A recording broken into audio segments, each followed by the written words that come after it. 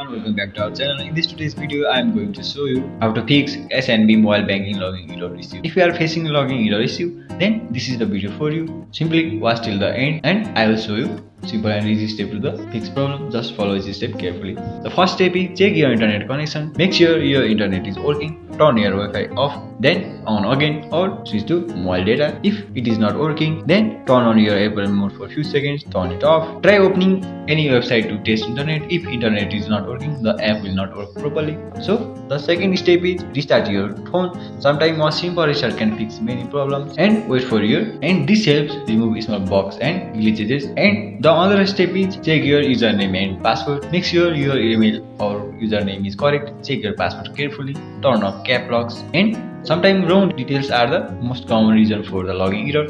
And the other step is update the app. Make sure your app is updated to the latest version. For the app update, open Play Store or App Store and search for the looking app and tap on update option if it is available. Sometimes old version may not work properly. So the other step is check server status. Sometimes the problem is not from your side. The app server may be down.